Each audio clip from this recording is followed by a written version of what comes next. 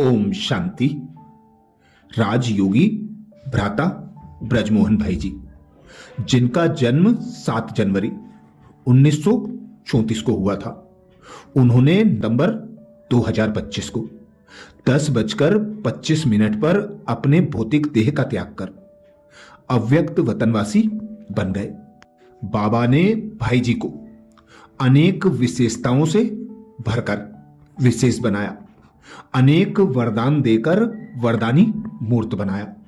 तो ऐसे प्यारे ब्रजमोहन भाई जी के ब्रह्मा भोजन और भोग पर जो हमें अनेक अनुभव मिलते हैं, उनके बारे में भाई जी से कुछ प्रश्न पूछे गए, जिनके उत्तर स्वयं भाई जी ने दिए। भाई जी से प्रश्न किया, भाई जी, साकार बाबा अन्न के प्रति किस प्रकार के डायरेक्शन देते थे? हमें कैसे खाना है या कैसे बनाना है? उत्तर में भ्राता ब्रजमोहन जी कहते हैं, ईश्वरीय यज्ञ का एक मौलिक नियम है कि अन्न का मन पर बहुत प्रभाव पड़ता है। साकार ब्रह्मा बाबा इस बात पर बहुत ध्यान देते थे, क्योंकि हमें मन को शुद्ध करना है, मन को कंट्रोल में लाना है। तो ऐसा कोई भोजन नहीं लेना जिससे मन आउट ऑफ कंट्रोल हो जाए। इसके लिए बाबा मलेच्छ का भोजन ये शब्द यूज करते थे। उसमें बाबा कहते थे मांसाहार है, नशा करना है। ये चीजें मन को तमोप्रधान बनाती हैं, दूषित बनाती हैं। जब 1936-37 में ईश्वरीय यज्ञ स्थापित हुआ, तो बाबा कहते थे कि बाबा ब्रह्मा के बच्चे ब्राह्मण हैं। ब्राह्मणों का पहला कर्तव्य होता है शुद्धि रखना, बाहर की भी शुद्धि रखना, अंदर की भी शुद्धि रखना। बाहर की शुद्धि के लिए बाबा कहते थे, कोई भी व्यक्ति टॉयलेट जाता है तो उसको स्नान करना आवश्यक है। बिना स्नान किए व्यक्ति अशुद्ध है। बाबा ने प्याज और लहसुन खाने को भी मना किया हुआ था। बाबा कहते हैं इनके अंदर कुछ ऐसे तत्व होते हैं जो मन को उत्तेजित करते हैं। प्याज को जब व्यक्ति काटता है तो उसकी आंखों में आंसू आ जाते हैं। इससे पता लगता है कि इसे विषैला फूड क्यों कहते हैं। बासी भोजन को भी बाबा मना करते थे। बाबा यह भी कहते थे, यज्ञ का कणा दाना बहुत वैल्यूबल है। बाबा कहते थे, एक तो भोजन में पड़ने वाली वस्तुएं सात्विक होनी चाहिए, दूसरे जो उसको बनाते हैं उनकी वृत्ति का भी बहुत असर पड़ता है। बाबा खास तौर पर ध्यान खिंचवाते थे कि भोजन बनाने वालों की यही सेवा है कि विशेष योग युक्त होकर परमात्मा की याद में सब्जी काटें, दाल बनाएं। बाबा कहते थे भोजन तैयार हो जाता है तो उसको फिर शिव बाबा को भोग लगाएं ताकि उसमें शक्ति आ जाए। नॉर्मल भोजन में नॉर्मल शक्ति रहती है, लेकिन परमात्मा की याद से एक अलौकिक शक्ति भरती है जो मन को शुद्ध करती है। फिर बाबा कहते थे, जब खाएं तो खाते समय भी खास ध्यान रखें कि हम अपने शरीर को शरीर के द्वारा मन को ईश्वरीय प्रसाद खिला रहे हैं। उसी ध्यान में रहकर खाएं, बाबा की याद में खाएं, बातचीत ना करें। ऐसा भोजन भी एक प्रकार से आत्मिक शुद्धि का बहुत बड़ा साधन है। आगे भाई जी कहते, बीच बीच में हफ्ते में एक बार बाबा खुद भी बच्चों के साथ भोजन पर बैठते और बच्चों को दृष्टि भी देते थे, ताकि हम देख सकें कि बाबा किस प्रकार से भोजन करते हैं। बाबा कहते थे, रॉयल्टी यही है कि एक बार लिया फिर दूसरी बार नहीं लेना चाहिए। बाबा कहते थे, इकोनॉमी रखनी है, जितना भोजन चाहिए उतना ही लेना है और उसको खाना है। बहुत स्नेह से खाना है कि परमात्मा हमें खिला रहा है। बाबा दिखाने के लिए खुद भी बच्चों को एक एक गिट्टी खिलाते थे। वैसे तो हर विशेष दिन विशेष भोग लगता था, उसके अलावा गुरुवार रखा हुआ था। विशेष दिन पर भोजन को भोग के रूप में बनाया जाता था, भोग लगाकर खाया जाता था। दुनिया में लोग ब्रह्म दुनिया में लोग ब्रह्म भोजन करते हैं, उसका अर्थ वे लेते हैं अच्छा अच्छा भोजन खाना, लेकिन वास्तव में इसका नाम ब्रह्मा भोजन अर्थात ब्रह्मा के द्वारा भोजन करने की जो विधि सिखाई गई है वह बहुत ही सुंदर है। इसमें कई बातों का ध्यान देना है, जैसे भोजन की मात्रा, हमें कितना भोजन करना है, फिर भोजन खाते समय हम कितना अनासक्त रह सकते हैं। बहुत ही स्वादिष्ट भोजन सामने आ गया, इसको खाते समय क्या हमारा मन आसक्त तो नहीं हो गया? तो बीच बीच में अपने को चेक भी करना है। एक बार भोजन में खीर भी मिल रही थी, पापड़ भी मिल रहा था। एक बहन ने कहा, मेरी खीर वापस ले लो, लेकिन 2 पापड़ दे दो। तो उन्होंने दे दिए। श्याम को उसके मन में संकल्प आया, मैंने ठीक किया या नहीं किया। वह मातेश्वरी जी के पास सायंकाल गई और पूछा, मम्मा खीर तो अच्छी चीज है, लेकिन खीर को वापस करके मैंने 1 पापड़ लिया, क्या मैंने राइट किया? मातेश्वरी जी ने यही उत्तर दिया कि ये नहीं देखना है कि तुमने पापड़ लिया या खीर ली, तुम्हें फील हो रहा है ना कि पापड़ में तुम्हारी आसक्ति है। भोजन में आसक्ति नहीं रखनी चाहिए, क्योंकि हमें देहभान से छूटना है। अगर देह की आसक्ति को छोड़ना है तो उसके साथ भोजन की आसक्ति को भी छोड़ना है। कई बार कोई एक चीज ज्यादा अच्छी लगती है, दूसरी चीज नहीं, लेकिन नहीं, सब में बराबर भाव रहना चाहिए। बहुत सारी शिक्षाएं हमको दी गई हैं, मैंने पर्सनली देखा है। उन शिक्षाओं का अगर पालन करते हैं तो हमारे में आत्मिक शक्ति, खुशी और शुद्धि की फीलिंग रहती है। अगर शिक्षा को जरा सा भी छोड़ देते हैं तो फिर उसका वह लाभ नहीं मिल सकता। ये बड़ी भारी मर्यादा है। मर्यादा को तोड़ने से अलौकिक जीवन पर, हमारी दिनचर्या पर असर पड़ता है। कुछ ब्रह्मा कुमार कुमारी भाई बहनें तो आश्रम में अर्थात सेंटर पर रहते हैं। आश्रम में जो भोजन मिलता है वह खाते हैं, लेकिन जो बाहर रहते हैं उनको कई प्रकार की परिस्थितियां आती हैं। कईयों को जॉब पर जाना पड़ता है, कईयों को और जगह जाना पड़ता है। मुझे खुद भी एक अच्छा जॉब मिला था, उसमें यह था कि खाना फ्री देते हैं, लेकिन उनका खाना हम खा नहीं सकते थे, इसलिए मैंने वह जॉब किया ही नहीं। बाबा हर एक को उसकी परिस्थिति के अनुसार राय देते हैं, लेकिन जो राय एक को देते थे उसको कोई कॉपी कर ले कि उसको बाबा ने यह परमिशन दी, मैं भी कर लूं, तो वह बहुत धोखा खाता है। बाबा कहते थे हर बच्चे की परिस्थिति को देखकर मैं राय देता हूं। कई बार गृहस्थियों को शादी पर जाना पड़ता था, रिश्तेदारियां हैं, जाते हैं तो क्या करें, तो बाबा कहते थे वहां बाबा को याद करके फल खा सकते हो, तुम्हारी शुद्धि रहेगी और जिनके पास जाओगे उनकी भी सेवा होगी कि ये अपने नियम के पक्के हैं। पहले पहले आपके रिश्तेदार कहेंगे हम शुद्र हैं क्या, हमारा भोजन नहीं खाते हो, लेकिन जब वे देखेंगे कि ये नियम और मर्यादा का पालन करते हैं तो फिर उनके अंदर रिस्पेक्ट बैठता है। ऐसे नहीं हम उनके लिए ढीले हो जाएं। हमारा नियम बहुत इंपॉर्टेंट है। मैं अपने प्रैक्टिकल अनुभव बताता हूं। मैं चार्टेड अकाउंटेंट के तौर पर एक बड़ी कंपनी में जॉब करता था। जॉब में कभी कभी ऑफिसर्स की मीटिंग में हिस्सा लेना पड़ता था। वहां मुझे चाय बिस्किट आदि देते थे, मैं नहीं लेता था। ऑफिसर्स पूछते थे ये ऐसा क्यों करता है। मैंने ब्रह्मा बाबा को लेटर लिखा कि बाबा ऐसी ऐसी परिस्थिति है। बाबा ने कहा तुम योग में रहकर चाय पी सकते हो और बिस्किट खा सकते हो। जब बाबा मुझे लेटर लिख रहे थे उस समय यज्ञ के अकाउंट डिपार्टमेंट के इंचार्ज हमारे रमेश भाई, जो चार्टेड अकाउंटेंट थे, पास में ही बैठे थे। उन्होंने बाबा से कहा, बाबा मैं भी चाय पी सकता हूं? मेरा भी क्लाइंट चाय आदि लेने के लिए कहता है। बाबा ने कहा, नहीं।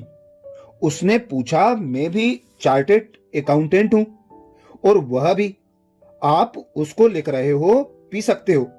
बाबा ने कहा, देखो उसकी नौकरी है, वहां ऑफिसर्स दूसरे हैं, तुम फ्री हो, तुम क्लाइंट के साथ नहीं भी पियोगे तो तुम्हारा क्लाइंट कुछ नहीं बोलेगा। इस प्रकार से बाबा फर्क बताते थे। हमारी कंपनी गवर्नमेंट की एक बहुत बड़ी फर्टिलाइजर फैक्ट्री थी।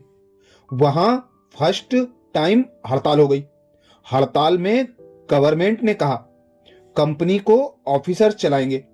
वर्करों ने हड़ताल की है, कोई बात नहीं, सारे ऑफिसर्स पुलिस के साथ कंपनी में जाएंगे।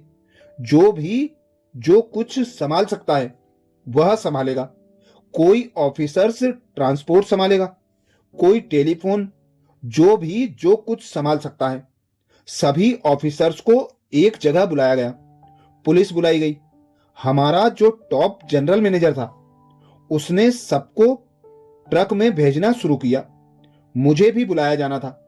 मैंने सोचा अगर मैं वहां चला गया तो जितने दिन स्ट्राइक चलेगी उनका भोजन खाना पड़ेगा।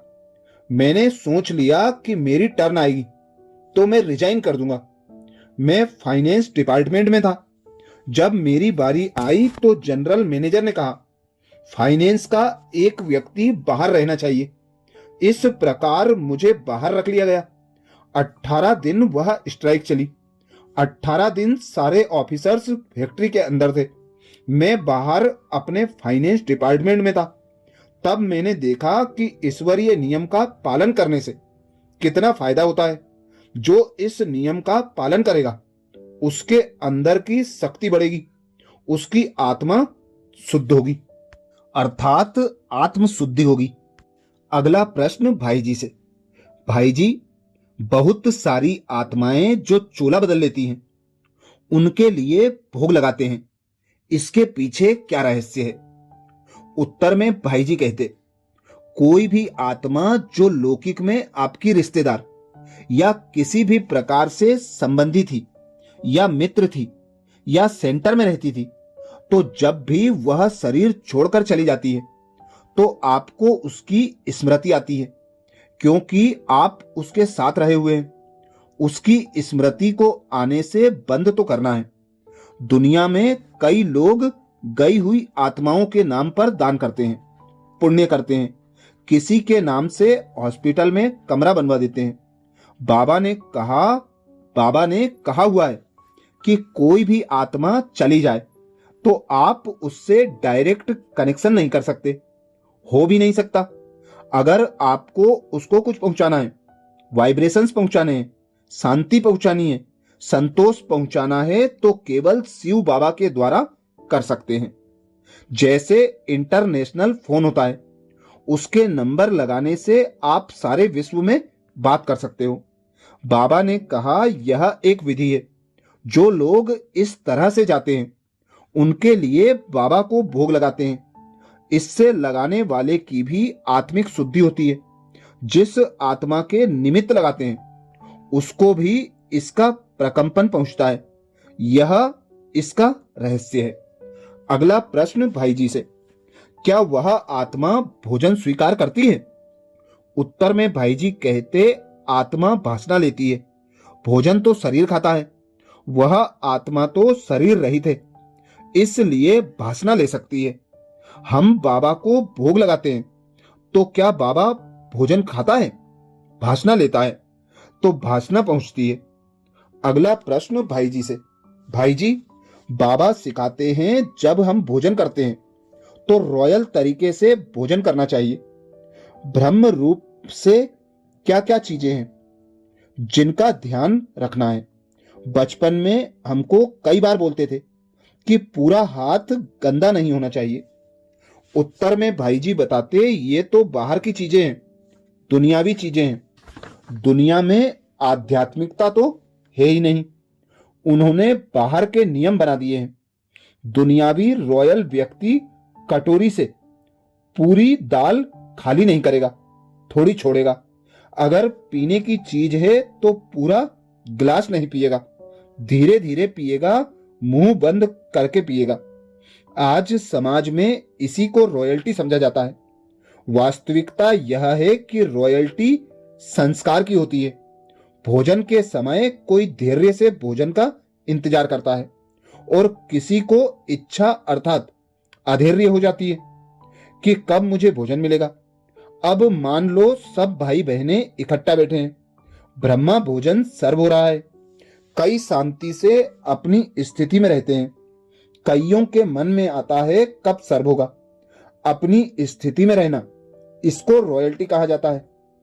कितनी मात्रा में खाना है, किस स्थिति में खाना है, ये संस्कार की रॉयल्टी है। कई मेडिकल दृष्टिकोण से कहते हैं 32 बार चबाकर खाना चाहिए। जब मैं शुरू में आया था, एक दिन पांडव भवन माउंट आबू में 36 प्रकार का भोजन दिया गया। थाली में ऐसी छोटी छोटी कटोरियां थी जिनमें हम नॉर्मली चटनी डालते हैं। हम अपने घर में 2-3 ही आइटम खाएंगे, लेकिन कटोरी भर करके खाएंगे।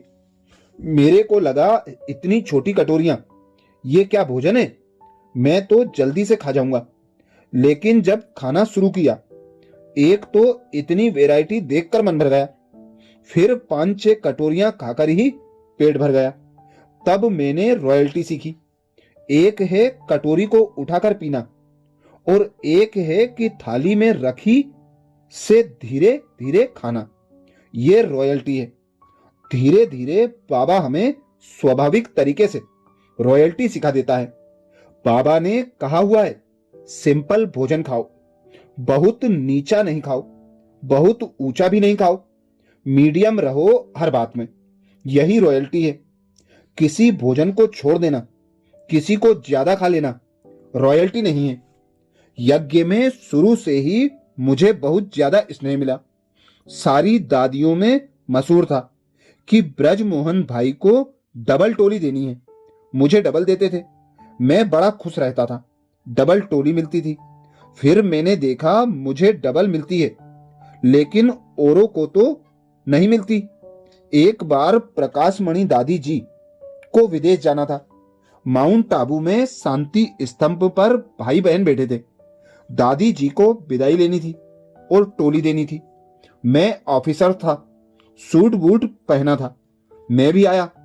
दादी जी ने मुझे कहा कि टोली की थाली पकड़ो।